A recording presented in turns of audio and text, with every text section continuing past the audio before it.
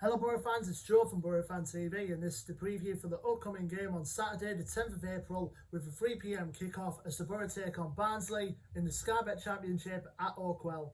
Well, Easter Monday, fair to say, was a tough test for us, for the Boro, going up against a team like Watford who are certain to be playing Premier League football next season. By the looks of it, because them and Norwich are both coasting away in the automatics at the moment, but we've got a point, which is... in my opinion, a point was definitely what we asked for. Going up against a team that are currently we're in form, we're on the 6th game unbeaten run at that point, but we came away with a point. But it was a tough one though. I think first half, in my opinion, I think we were sloppy. There was zero chances in front of goal for us until Watford came on the other end and scored midway through the first half. In my opinion, there were two bits of sloppy defending. One particularly from Mark Bowler for.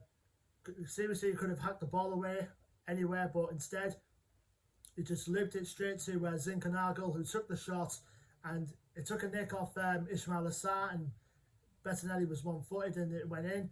Most Boro players were claiming for offside, but when I looked on the highlights, you can see clearly that Jed Spence was playing Ismail Assar onside, so it was a sloppy bit of defending for that, but in the second half we picked up. We were solid defensively. Grant Hall in particular was absolutely outstanding and got the man of the match from Sky in the process. There were a couple of chances, before we equalised, more notably, when Duncan Watmore put the ball in the net, but it was disallowed for offside. And from that angle, I think Saville's header, prior to that, could have got in. But instead it came back off Watmore and he slotted it in and the linesman flag went up for offside. But then we eventually got the equaliser just before the end of the game. A brilliant free kick from Paddy McNair on the right hand side.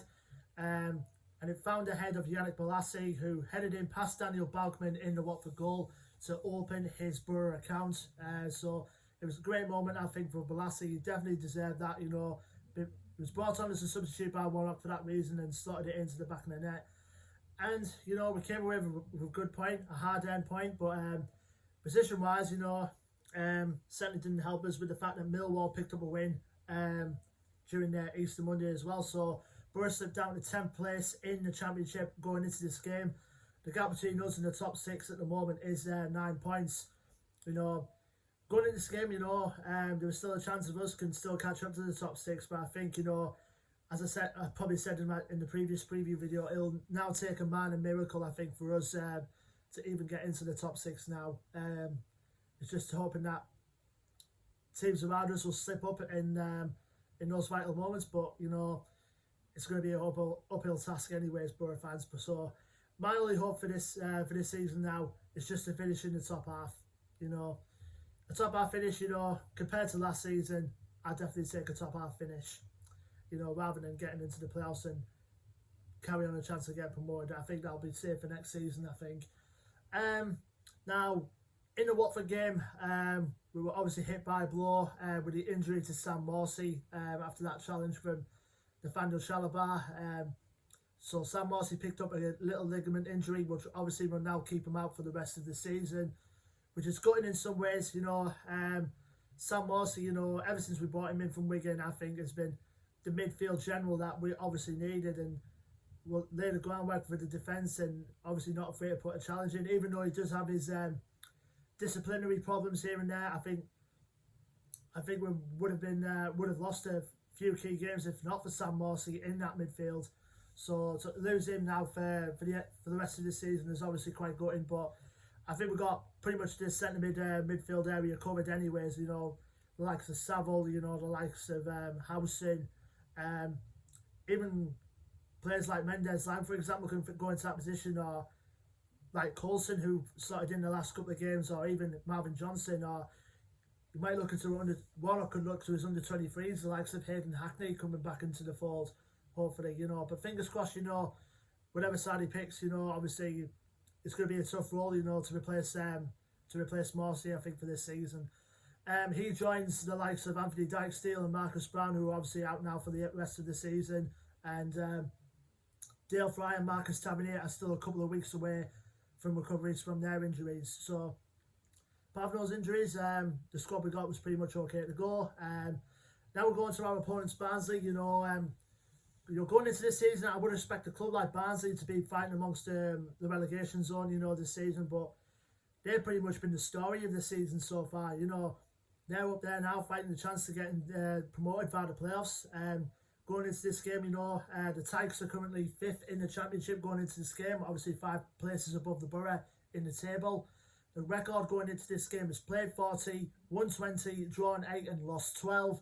Last game out for them was a 2-1 win away from home at Luton Town.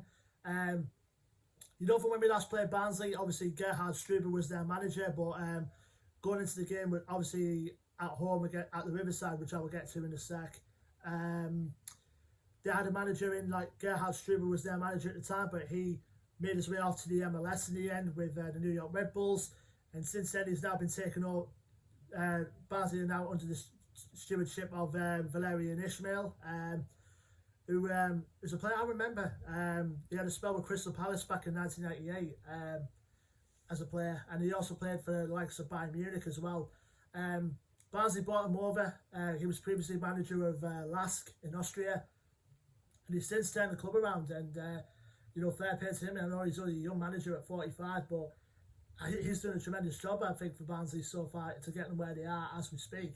They certainly got players capable enough for challenging in the playoffs, should they go up that route.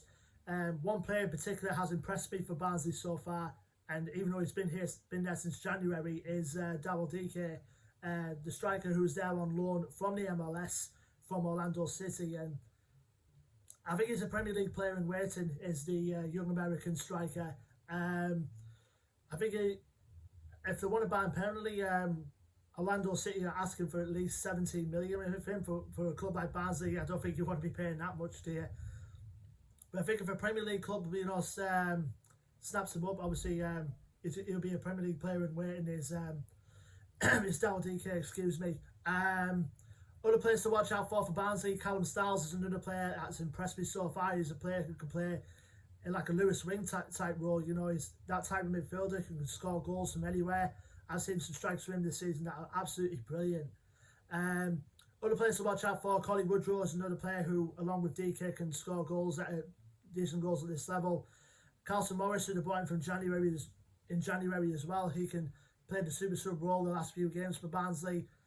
Another player as well, Alex Moore, the former Leeds United player, who we've possibly been linked with in the last couple of transfer windows. I think he's still at Barnsley runs out at the end of the season. So if we pick a player like Moore up, hopefully on a free in the next transfer window, we can have a good creative player on our hands. But so they're a good team, Barnsley. Good respect to them for this season for getting up as high as they are. So hopefully, we'll try and peg them down, a thing or two, come Saturday.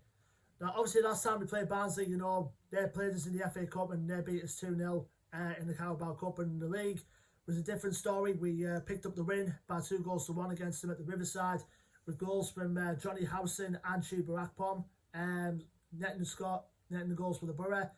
And obviously, Barnsley pulled one back later on through Collie Woodrow's penalty. But usually Oakwell is a good, decent ground to go to, but in the last couple of seasons, it's not been a good hunting ground for us. I think the last time we won there was in the FA Cup back in 2015, where we beat them 2-0. I think Jelle Vossen and Daniel Ayala got the goals for the Boro that day. But I think, Oakwell provides a good atmosphere, for both home and away fans. Obviously, we can't be there at the moment, obviously due to the current circumstances at the moment with the pandemic. But it's usually, Barnsley are one of them teams, obviously, playing at Oakwell, they've beaten us the last couple of occasions, and a couple of draws here and there. But, going into this game, if we want to keep the top half finish, I think 3 points is crucial for us. If we get 3 points and hopefully the teams around us lose, maybe a chance of a playoffs, but I don't think I can see it happening. So 3 points regardless, I'll just stick to a top half finish now, Boro fans, to be truthful.